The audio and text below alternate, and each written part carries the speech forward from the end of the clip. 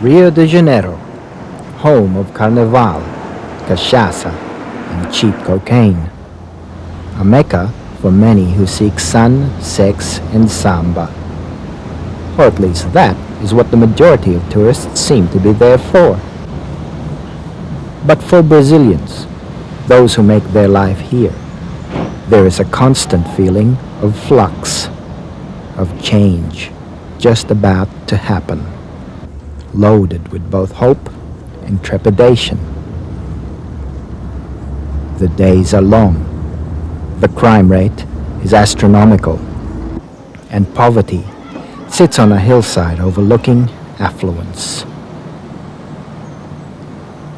In July 1994, one more in a series of changes in currency brought about apparent economic stability compared to the previous decade of wildly galloping inflation.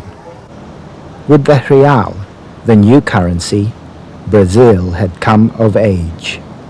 This was what the conservative government wanted the population to believe. National elections were just around the corner. 2 years earlier, in municipal elections, a man who up until then had little time for Brazilian political establishment ran for a seat in the legislative chamber of the city. In his 30 seconds of free television time, which all candidates were given, he advised voters that he didn't care if they voted for him, but when they do vote, they should cast it in favor of the Workers' Party, because, he said, they are good people. Needless to say, he was elected, possibly because he was the only candidate not to have begged, bribed, cajoled, or threatened the electorate to vote for him. He became an elected legislator, a vereador of the municipal chamber of Rio de Janeiro. This man was also an established man of the theater.